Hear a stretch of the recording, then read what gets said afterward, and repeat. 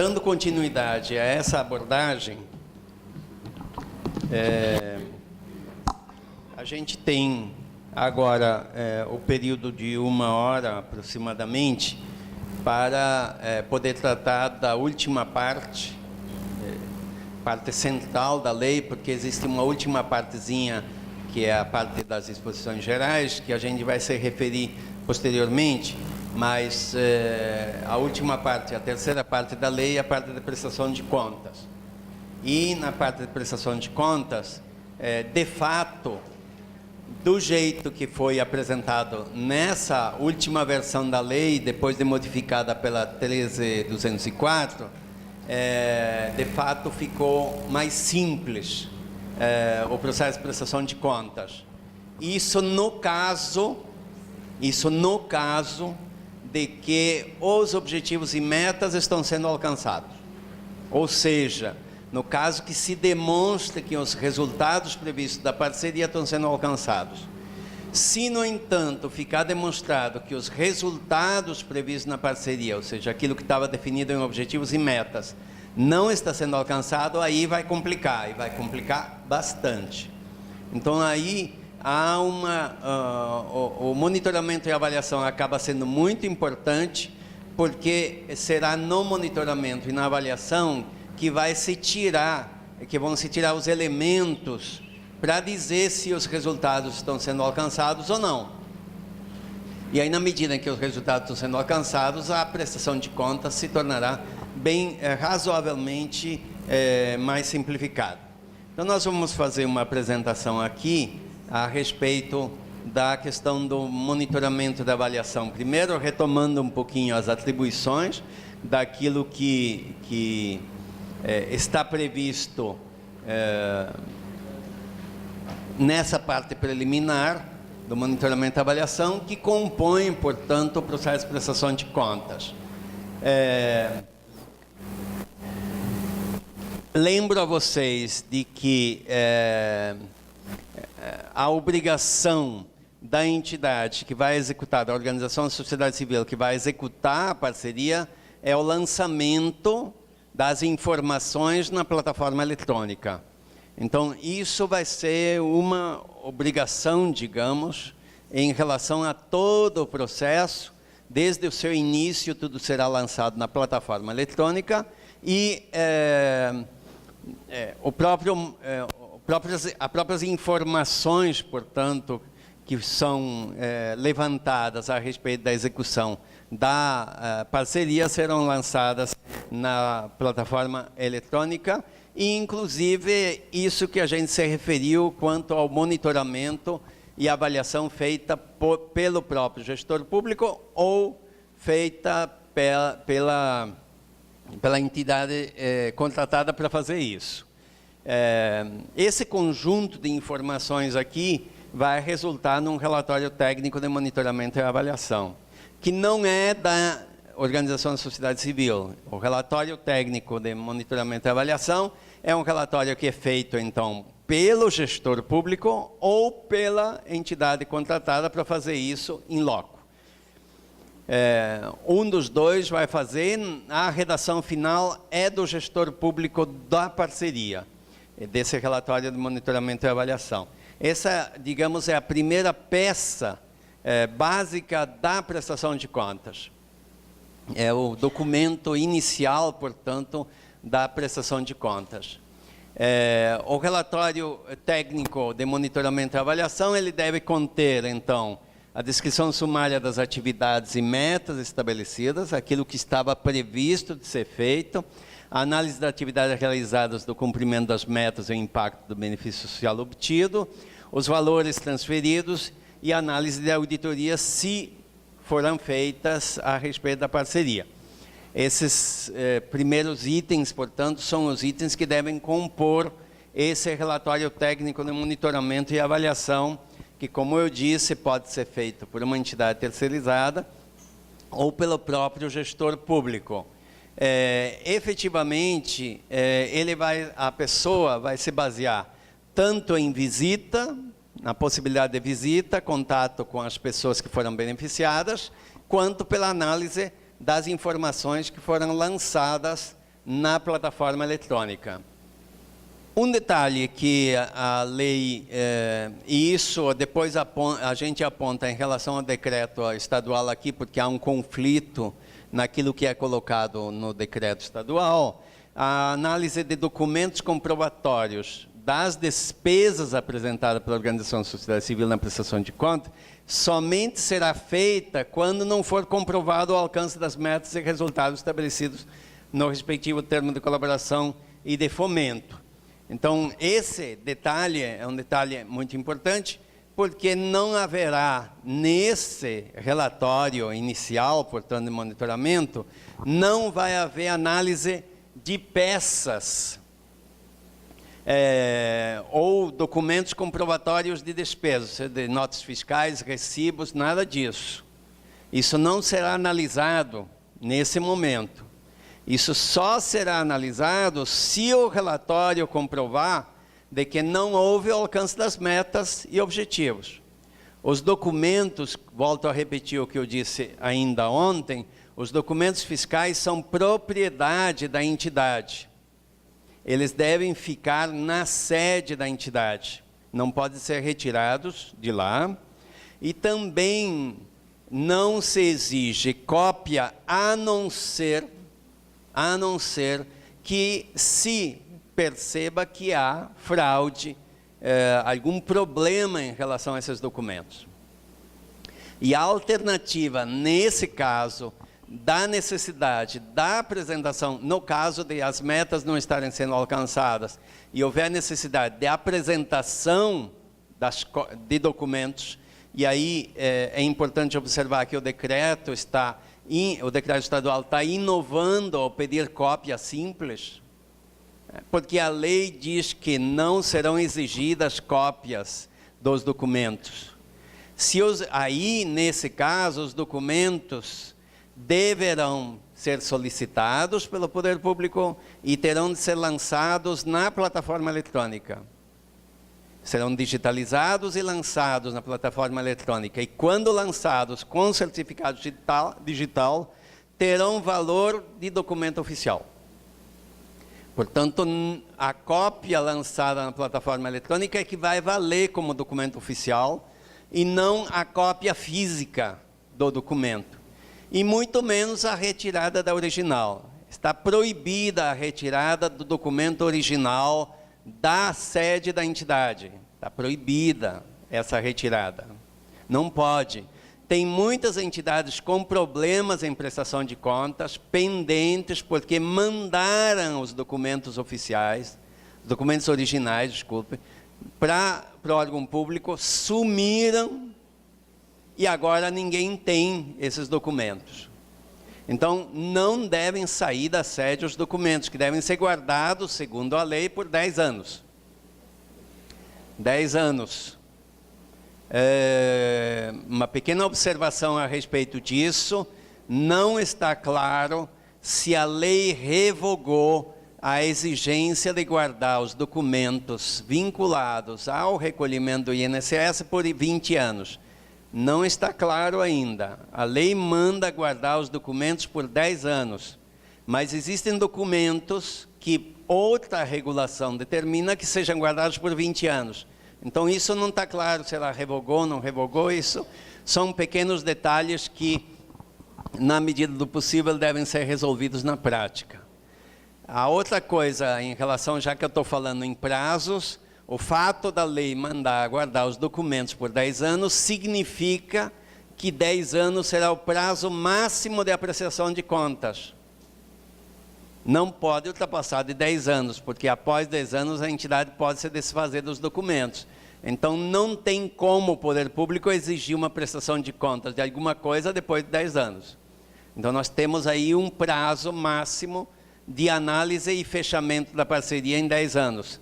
A gente acha que é bastante tempo, deveria ser feito com menos tempo, mas enfim, temos aí um prazo pelo menos, né, pela frente a respeito da questão da prestação de contas.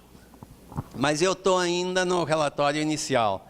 Então, o relatório técnico de monitoramento e avaliação, ele será submetido à comissão de monitoramento e avaliação. Então, aí é que vai se observar se a parceria, a execução da parceria está alcançando as metas e objetivos estabelecidos no plano de trabalho. Se estiver alcançando, tudo bem, continua. Se não estiver alcançando, então em princípio há 2 procedimentos. O primeiro procedimento é a exigência da apresentação de documentos, uma série de documentos que a gente vai falar depois, ou a intervenção do poder público, suspendendo a parceria e retomando os bens adquiridos e os recursos depositados para executar a parceria com outra entidade para a continuidade da atividade. Tá? Essa é a parte inicial. Então, a parte de monitoramento e avaliação, ela compõe, como eu disse, a prestação de contas. Em relação à prestação de contas, nós temos aquilo que é a atribuição da entidade, da organização da sociedade civil, e aquilo que é a atribuição do gestor público. São atribuições separadas que a lei estabeleceu. Então, em relação à entidade, para a prestação de contas, a entidade deve realizar um relatório de execução do objeto. O relatório de execução do objeto, ele pode ser feito no final da parceria, se a parceria for de 1 ano. Se a parceria for maior de 1 ano, ele tem de fazer um relatório parcial da parceria no final do primeiro ano e depois um relatório final no final da parceria. Então, sempre vai funcionar dessa maneira. Ele tem um prazo de 30 dias ao final do ano, coincidente com o final, coincidente com 1 ano do começo da parceria, quando isso ocorrer. Então, a obrigação desse relatório é anual. Se a parceria for maior que 1 ano, terá um parcial no primeiro ano e um final no final da parceria. Tá? Então, esse relatório de execução do objeto deverá ter uma descrição pormenorizada das atividades realizadas, uma comprovação do alcance dos objetivos e das metas dos resultados esperados, e os documentos de comprovação de contrapartida, se for o caso. Se houver contrapartida, ele vai demonstrar que entrou com a contrapartida. O grande foco do relatório é esse aqui: comprovação do alcance dos objetivos, das metas e dos resultados esperados.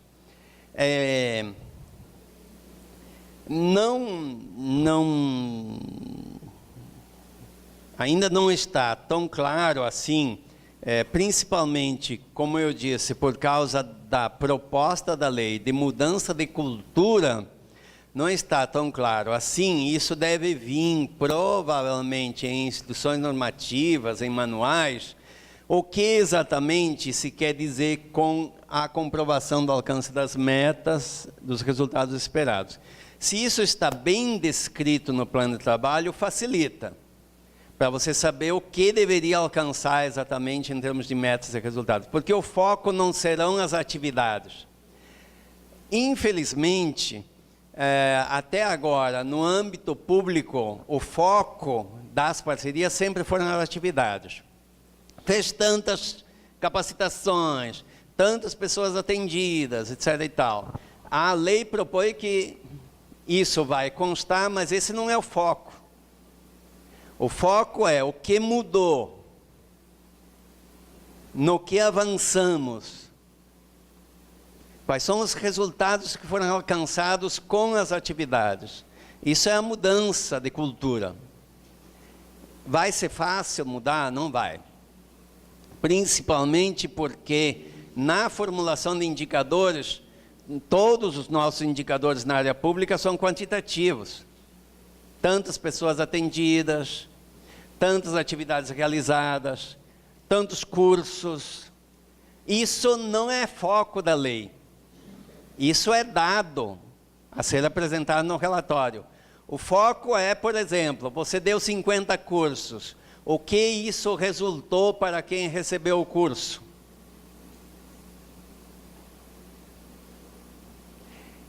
A gente tem essa preocupação. mas o fato de que nós tenhamos elaborado durante séculos objetivos a partir de atividades, por exemplo, realizar 20 formações, isso era o nosso objetivo. Isso não é objetivo, isso é uma atividade. Então, essa mudança de mentalidade que a lei tenta trazer, não vai ser fácil. Não vai ser fácil. E provavelmente, muitos setores públicos terão tremenda dificuldade de compreender isso. E provavelmente vão se contentar de novo em saber que foram realizadas 20 cursos e está ótimo assim, né? Mas de qualquer maneira a gente está trazendo aquilo que vai por trás do objetivo central da legislação a respeito da prestação de contas. Tá? Então, a entidade vai se encarregar, na prestação de contas, digamos, vamos chamar de normal, sem problemas, ela vai se encarregar desse relatório de execução do objeto. A lei diz que o relatório de execução do objeto deverá fornecer elementos sobre impactos econômicos e sociais das ações desenvolvidas, grau de satisfação do público beneficiado e possibilidade de sustentabilidade das ações após a conclusão do objeto. Então, isso são referenciais que orientam o conteúdo do relatório de execução do objeto. Então, os impactos econômicos e sociais nas ações desenvolvidas, entendendo aí impactos, mudanças, avanços alcançados pelas ações, o grau de satisfação do público beneficiado. Aí, em relação a esse grau de satisfação do público beneficiado, pode utilizar declarações, tanto do público, quanto dos conselhos, gestores, quanto de pessoas ou entidades que estão atuantes na mesma área de intervenção da parceria. Então, isso vai exigir um certo trabalho da entidade fazer esse levantamento para agregar. Lembrem sempre, isso vai ser lançado na plataforma eletrônica. Não é papel. Isso pode ser elaborado em papel, aí é digitalizado e lançado na plataforma eletrônica. Isso não será apresentado para o órgão público na forma de papel, mas será sim lançado na plataforma eletrônica, e é lá que o gestor público irá buscar as informações para o seu relatório. Bom, aqui vocês não estão enxergando absolutamente nada, eu sei disso, né? Tenho consciência de que é um negócio bem pequenininho, e eu coloquei bem pequenininho para vocês não... porque isso não vai acontecer. Então, isso não vai acontecer, tá? Sei que as entidades de vocês, nenhuma vai acontecer isso. Que é, caso não possa ser comprovado o alcance das metas e resultados estabelecidos no plano de trabalho a cargo da entidade, aí a entidade tem de fazer um relatório de execução financeira. Mas como vocês, nas parcerias, vão alcançar as metas e resultados, isso vocês não precisam nem ler, né? Mas, de qualquer maneira, eu tenho de falar para vocês. Se aquele relatório de monitoramento e avaliação, aquelas informações lançadas anteriormente no relatório de execução do objeto, deixar passar a informação, demonstrar que as metas e resultados, portanto, aqueles indicadores estabelecidos no plano de trabalho não foram alcançados, não conseguiu, aí a entidade é obrigada a apresentar um relatório de execução financeira. O relatório de execução financeira vai ter de constar descrição da despesa e receita realizada, inclusive rendimentos e a sua vinculação com o objeto, comprovação da devolução do saldo remanescente, relação dos bens adquiridos, produzidos e transformados, cópia simples das notas e comprovantes fiscais ou recibos com data do documento, valor, dados da organização da sociedade civil, do fornecedor e a indicação do produto ou serviço. Observem que aí a gente observou aqui a respeito do decreto, o decreto está pedindo cópia simples em todos os casos. Isso a lei não pede. Então, a gente depois vai tratar desses itens que a gente destacou no decreto, porque o decreto acabou exigindo em todos os casos essas cópias.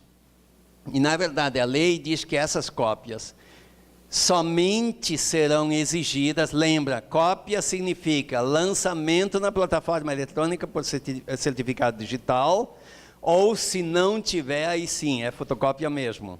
Tá? No caso de não comprovar o alcance das metas e objetivos.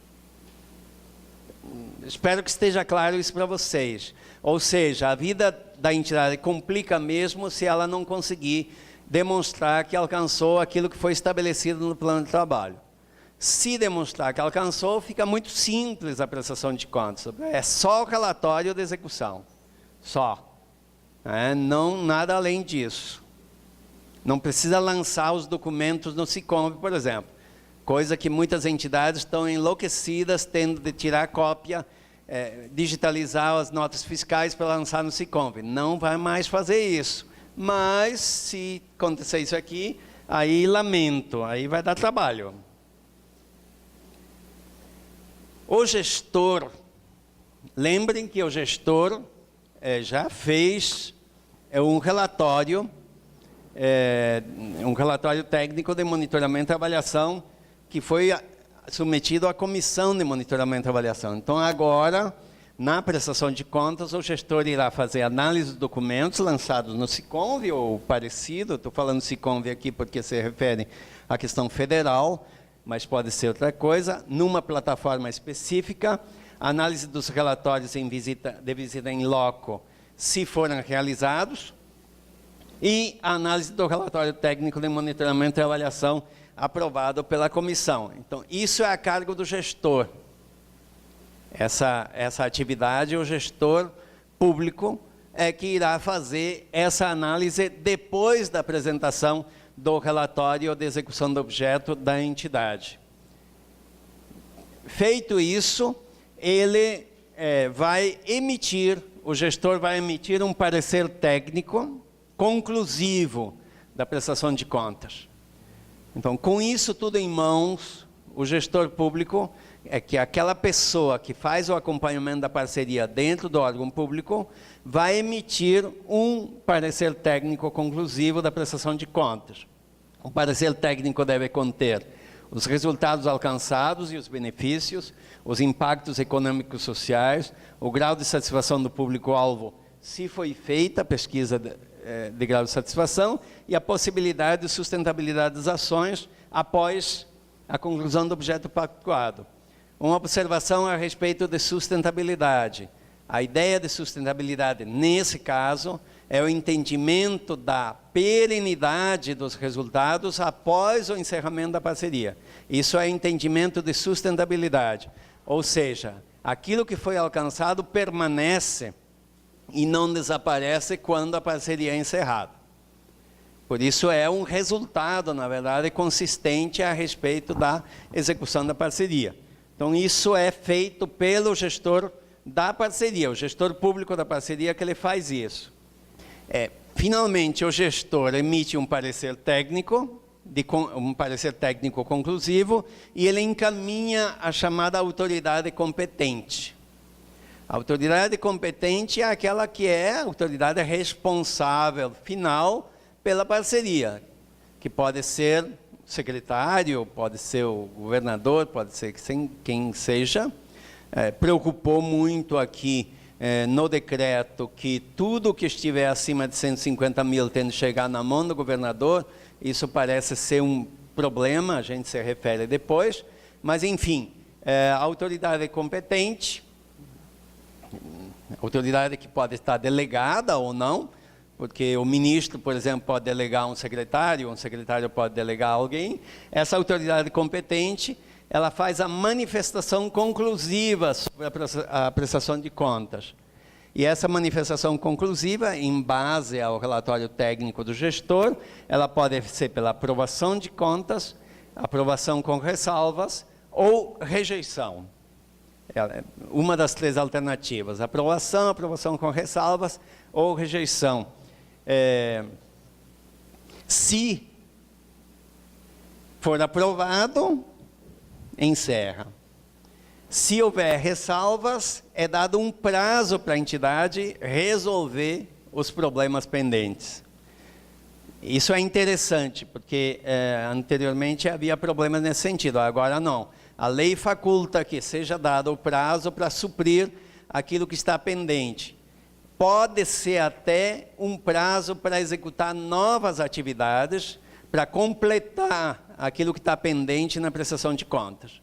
Então, não é tão rígido assim. Existe um prazo aí de possibilidades para completar e suprir o que é ressalva na prestação de contas. Agora, se a prestação de contas for rejeitada, aí haverá a instauração de tomada de conta especial.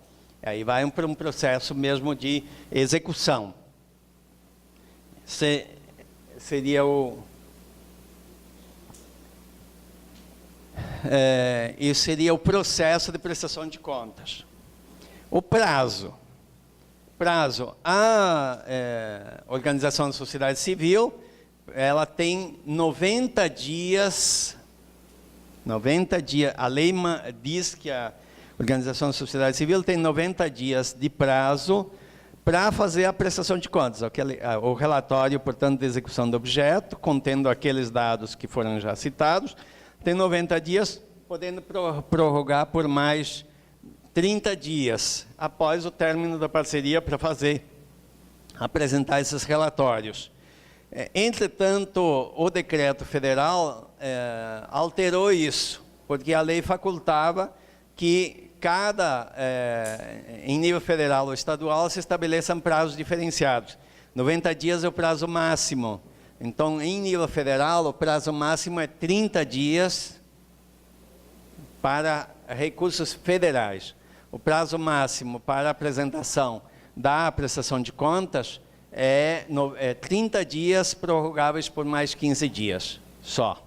Isso tem de ser muito rápido, portanto, mas como é simples, porque é um relatório de execução do objeto que praticamente já deveria estar pronto, porque isso é feito ao longo da execução, 30 dias mais 15 é o prazo dado para recursos federais. Lembrem a vocês, o cronograma de desembolso de recursos é estabelecido no plano de trabalho.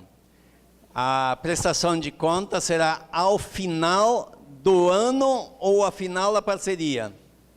A prestação de contas, a não ser que haja razões para levar o poder público a suspender a liberação, não obsta, não impede a liberação de recursos.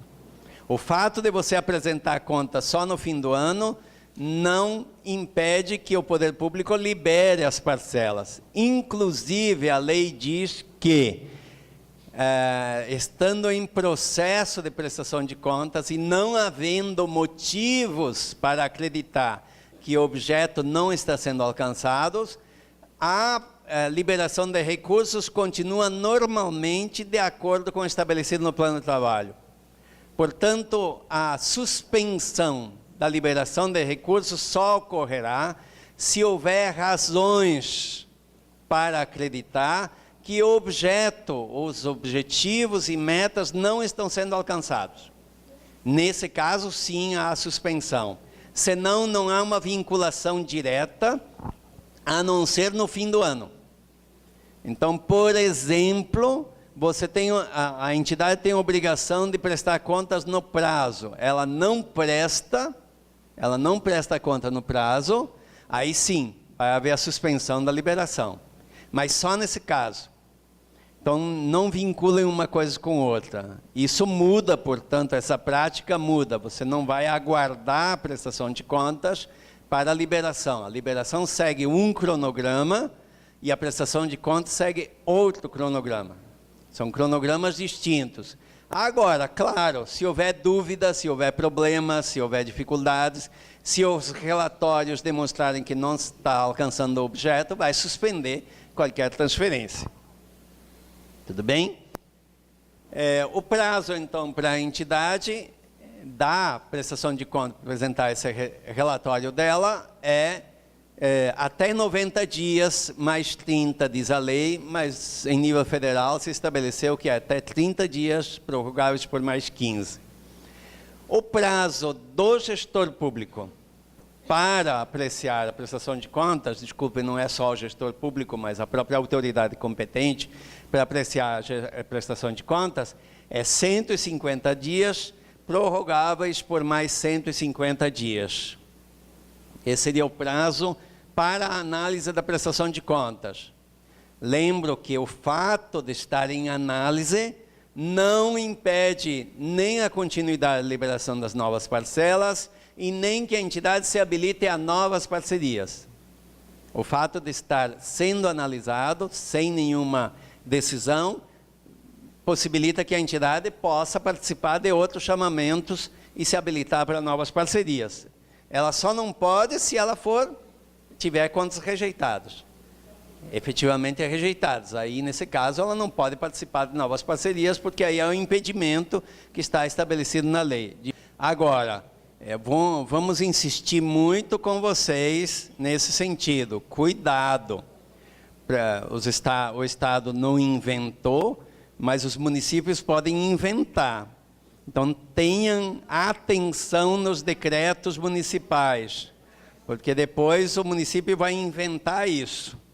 Isso é contra a lei, mas depois mudar isso vai ser uma dor de cabeça. Então, tenham presente isso, que a lei determina é assim, mas pode vir um município ou um estado que invente outra coisa diferente.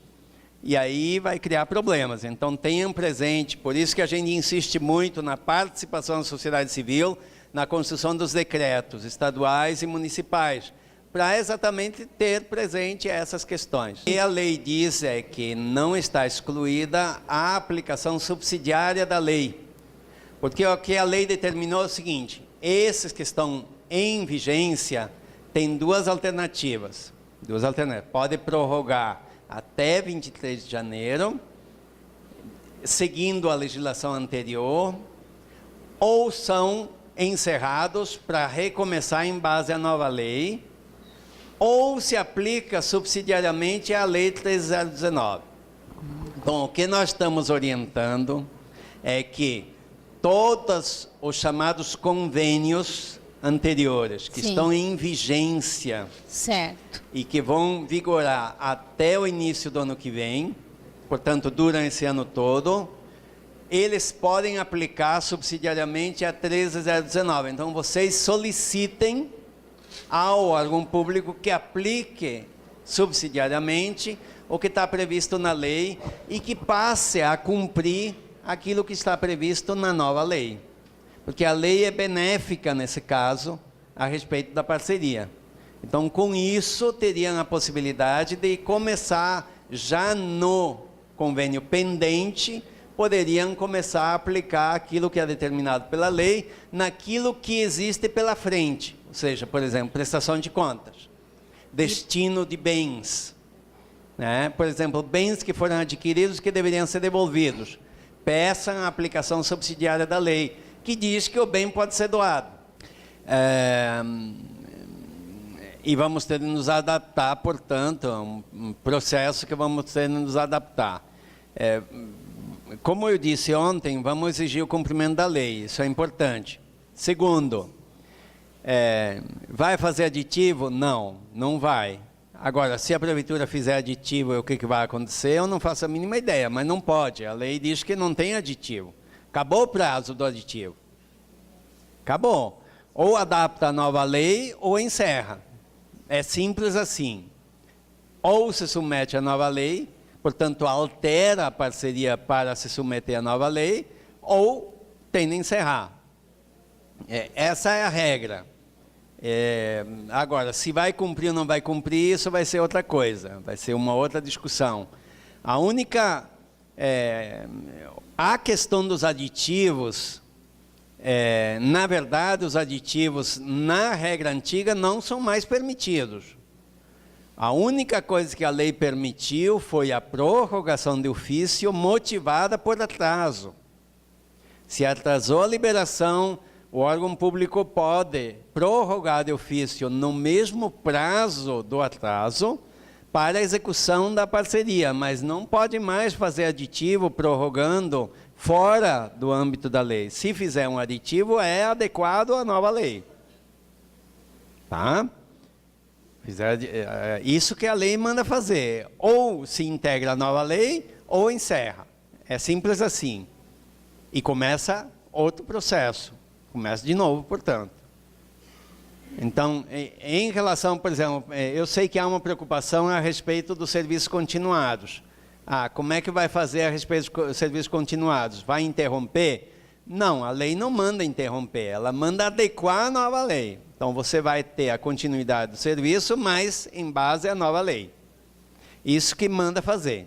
Não pode continuar do jeito que estava anteriormente. Convênio acabou, não existe mais. Está proibido o convênio. Não se aplica mais o convênio. Simples assim. E a lei já está em vigor. Portanto, se a lei já está em vigor, não pode mais continuar com o convênio. Se tolerou continuar ainda nesse ano. E depois acabou. Então, essa é a norma estabelecida em relação à continuidade dos serviços das parcerias em andamento. Eu estava falando dos prazos, mas lembrem o seguinte, o prazo para o poder público apreciar a prestação de contas é 150 dias, prorrogáveis por mais 150 dias, mas se ele não fizer, não vai acontecer nada. Né? Então, a lei não obriga, não há nenhuma sanção. O que o gestor público, se ele não emitiu o parecer conclusivo, a autoridade responsável não emitiu o parecer conclusivo, ele deve reportar à autoridade superior. No caso, digamos que um secretário não emitir parecer conclusivo prestação de contas, ele deve fazer um comunicado ao governador, dizendo, olha, não apreciei a prestação de contas. Pronto, acabou. Aí, qual é o tempo limite? 10 anos. 10 anos é o tempo limite. Espera-se que isso não aconteça, mas a lei não tem como obrigar o gestor a fechar, a não ser no limite de 10 anos. Que antes não havia esse limite e agora tem o limite de 10 anos. Ele tem de fechar a prestação de contas em 10 anos, senão encerra a força, vai arquivo. Tá? Então isso é em relação ao gestor público.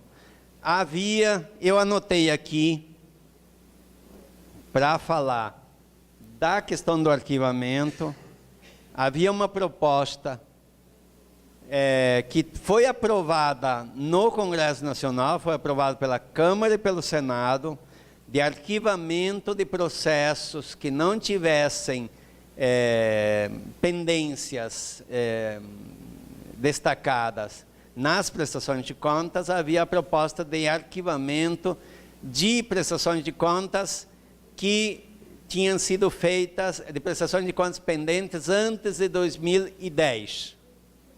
Essa foi a proposta aprovada no Congresso Nacional. Câmara e deputados aprovaram isso, mas isso foi vetado pela Presidência da República. Foi vetado por uma razão completamente, digamos, ridícula. Né? Ridícula. Porque é o seguinte, não sei aqui nas secretarias, mas nos ministérios tem montanhas de documentos em salas que ninguém nem olha, que são de prestações de contas, onde era obrigado a apresentar os documentos físicos, que não vão ser apreciadas e que não há pendência sobre elas. Simplesmente não tem ninguém com tempo de ir lá e dizer, encerra, encerra, encerra. Até quando isso vai durar? Até o fim dos tempos? Por que não acaba com isso de vez se não há pendências justificadas para um procedimento, uma tomada de contas, alguma coisa? Não, continua lá. Então a proposta era encerrar.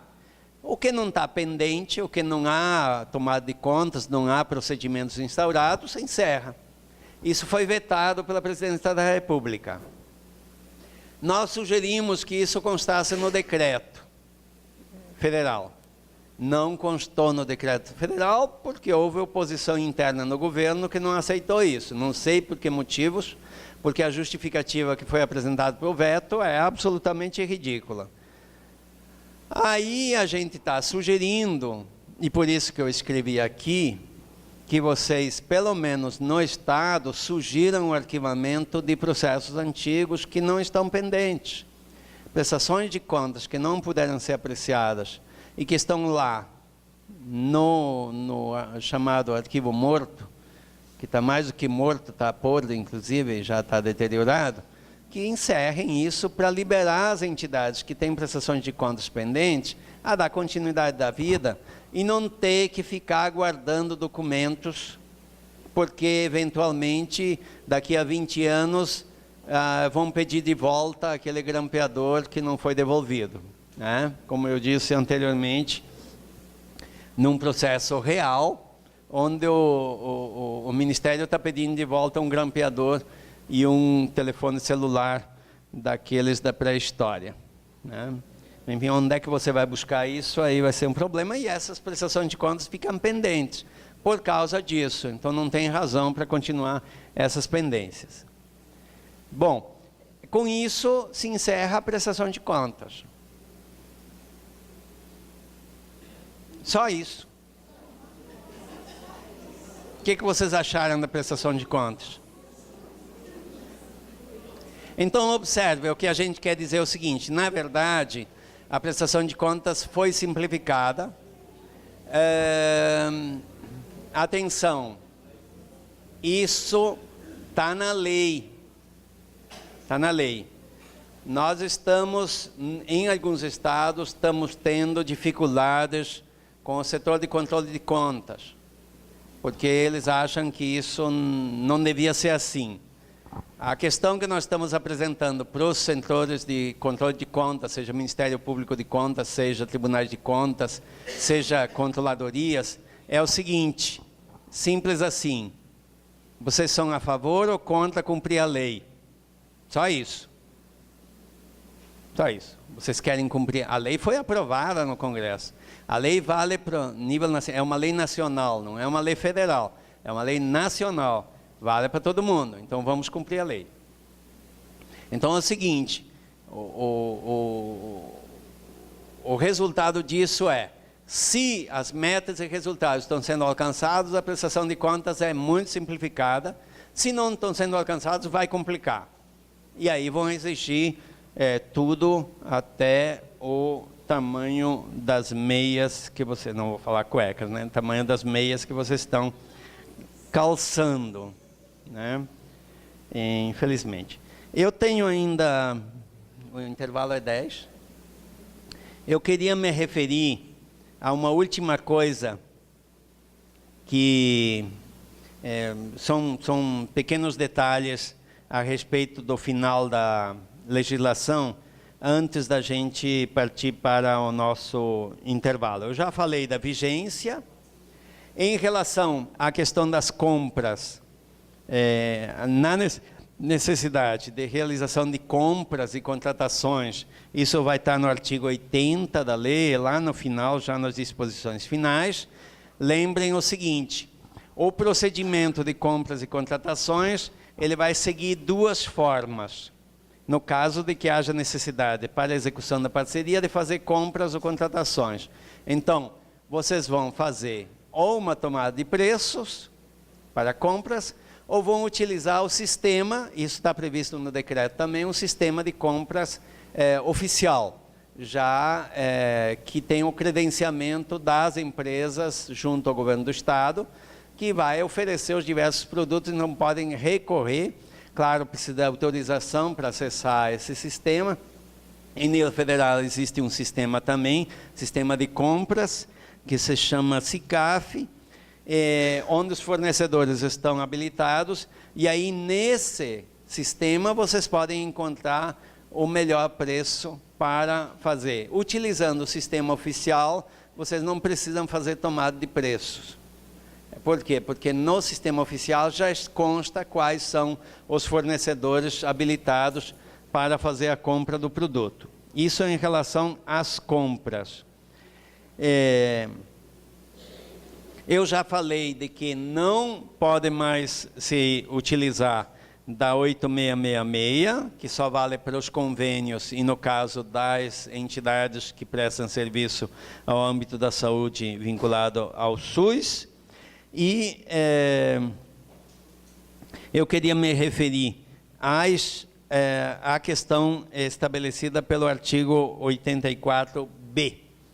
84B trata de algumas vantagens que até agora eram usufruídas pelas entidades declaradas de utilidade pública federal. A lei que regula a utilidade pública federal foi revogada. Portanto, não existe mais o título de utilidade pública federal. No caso estadual, se houver uma lei instituindo a utilidade pública estadual, a lei continua vigorando. Mas se for um decreto em base à lei federal, o decreto cai. Portanto, há de se conhecer, inclusive municipal também. Então, há de se saber se é uma lei ou se é um decreto. Se o decreto está baseado na lei federal, o decreto está automaticamente revogado. Então, aí é uma questão de se observar isso.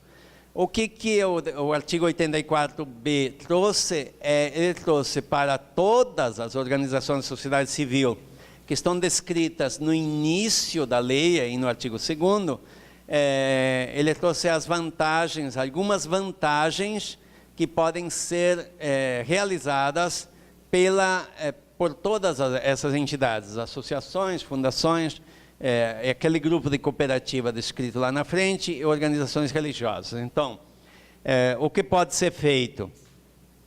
Receber doações de empresas até o limite de 2% de sua receita bruta das empresas.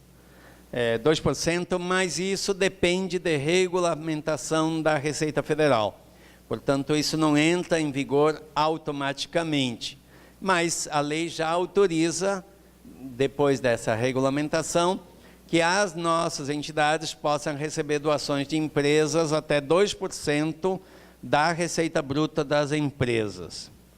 E isso, evidentemente, terá vinculação com a obrigação que essa empresa tem frente ao recolhimento de tributos, e você sabe que, nesse momento, isso a Receita não vai fazer essa regulamentação, porque não está a fim de criar um espaço de incentivo fiscal novo, ao contrário.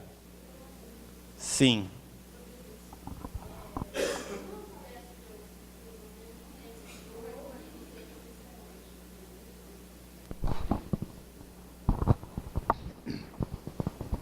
Então, eu ouvi uma vez numa palestra sobre o marco regulatório que essas doações que as empresas poderão fazer poderá ser feita direto para as instituições. Você sabe se isso é verdadeiro? Porque hoje a gente só recebe pelo Clique Esperança, né? Que ele vai para o fundo municipal repassa para as entidades. Aí então, diz que agora todas, pode. Né? Todas, direto, desde que isso seja regulamentado. O problema é que não está regulamentado. Então, as empresas não sabem como fazer. Nesse momento, só está regulamentada a doação para criança e adolescente, cultura e esporte. São os fundos específicos. Para todas as organizações, a lei faculta, mas se não está regulamentado, não dá para fazer. Então, tem de sair uma instituição normativa, uma resolução, um ato normativo da Receita, dizendo como se fará esse procedimento da doação. Então, tem de esperar. Não dá para fazer agora, mas a doação será direta, da empresa para a entidade, direta.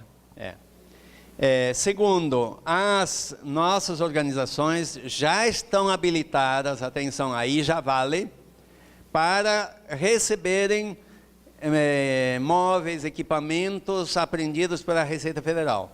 Então, vocês já podem se habilitar junto à Receita para receberem bens apreendidos, coisa que antes só podiam as declaradas de utilidade pública federal, agora todas elas podem. Terceiro, está autorizada a realização de bingos, sorteios.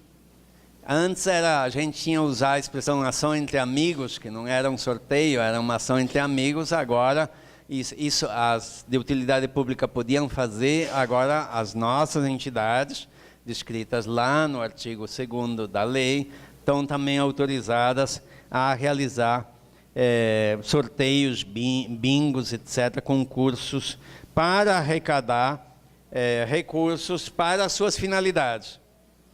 Tem de ser para as suas finalidades, evidentemente. Não pode arrecadar dinheiro e depois dar para o candidato lá a prefeito, né? O artigo 84C vai dar um rol de, eu não vou ler, um rol de campos que as entidades devem se inserir para poder receber esses benefícios. Suponho que todas as nossas entidades estão inseridas nesse campo. O parágrafo único, só para lembrá-la, proíbe que as entidades possam destinar recursos para a campanha de interesse político partidário eleitoral, o que eu me referi já anteriormente, e depois o restante é uma legislação que está relacionada às entidades declaradas como OCIPs, que eu não vou entrar no detalhe. Então, em princípio, essa é a parte final da lei que a gente analisou. E agora, então, antes ainda da gente sair para o café, ainda tem uns minutos, eu queria me reportar ao decreto estadual, que vocês pudessem acompanhar, porque depois do intervalo, nós vamos, aí vai haver um encaminhamento de grupos, e um dos temas será vocês darem uma olhada no decreto estadual, para daqui saírem algumas propostas para o diálogo da parte da tarde. Então, a proposta que a gente está fazendo é que nesse momento, depois do intervalo, eu já trabalho em grupos, onde a gente vai debater principalmente essas perspectivas da relação Estado-sociedade civil, o que poderia ser proposto em termos de encaminhamento, e principalmente também essa questão do decreto, sugestões de modificações no decreto já aprovado aqui no estado de Mato Grosso do Sul. Então, os artigos, eu não sou um analista especializado em relação a isso, eu sou mais militante, provavelmente eu tenha deixado passar outras coisas. Eu queria dizer que eu acho que o decreto está bem interessante. Ele não classificaria o decreto como ruim, ao contrário, o decreto está bastante bom. Ele segue bastante a lei, por isso me preocupei em fazer observações específicas de ajuste do decreto, mais do que dizer, um decreto ruim. Não é um decreto ruim, não. É um decreto bem interessante. É muito melhor que outros decretos estaduais, com certeza é melhor do que o do Paraná, com certeza é melhor do que o do Mato Grosso, aqui ao lado, com certeza ele é melhor do que outras propostas que surgiram por aí, mas enfim, sempre há capacidade de aprimoramento do decreto. Então, eu destaquei o seguinte, no artigo 7º, depois vocês podem analisar com calma, mas eu apenas vou fazer o destaque e depois vocês debatem. No artigo 7º, eu destaquei o inciso 10, a respeito da decisão. Eu só vou apresentar, não vou nem esclarecer, porque aí vocês têm a oportunidade de debater posteriormente. Então, destaquei o artigo 7º, inciso 10, que é sobre a decisão de realização do manifestação de interesse social. Eu destaquei o artigo 13, parágrafo único, isso eu me referi ontem, a respeito da questão da contrapartida financeira, né? O aporte de recursos financeiros de forma espontânea, que poderia ser discutido. Eu destaquei o artigo 36,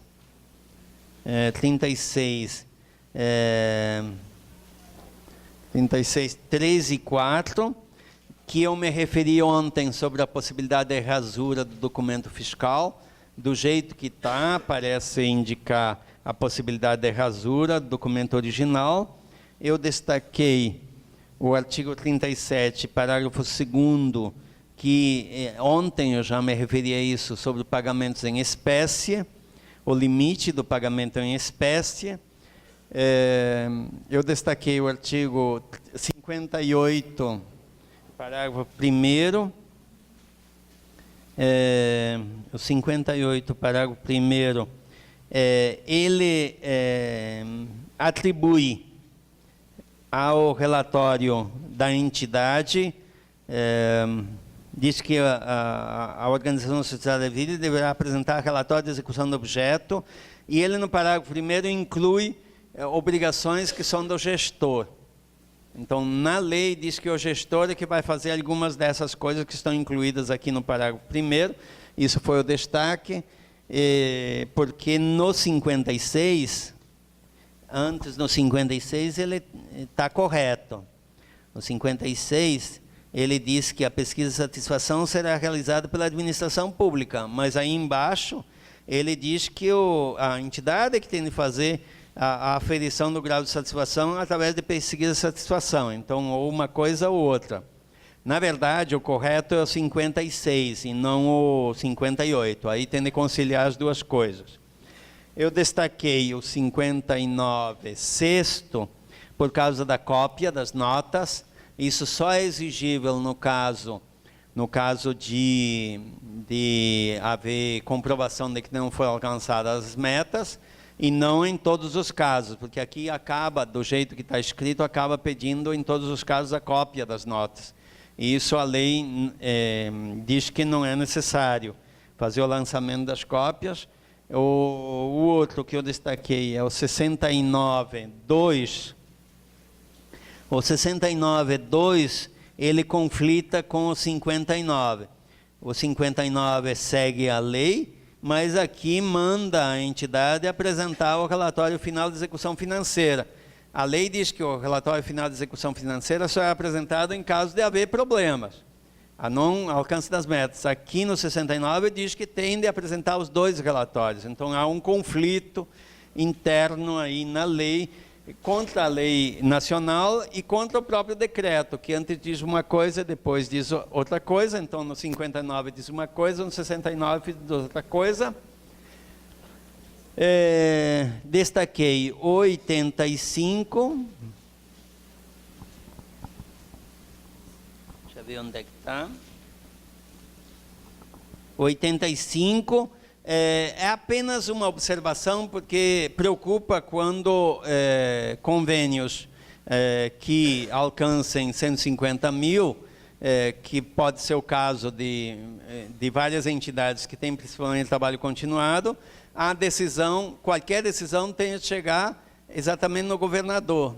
É exclusivo do governador decidir a respeito disso. Vocês já imaginaram a quantidade de coisas que vai chegar na mesa do governador e que vai... Ele não tem nem a mínima condição de ficar atendendo tudo isso.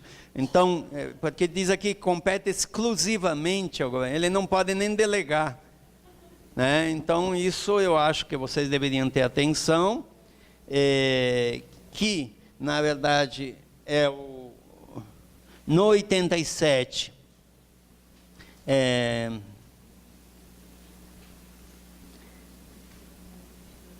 no 87 é apenas um esclarecimento. Na verdade, da forma como está elaborada, parece que pode fazer aditivo além de continuidade, além do cumprimento da lei. Então, aquilo que eu me referia antes.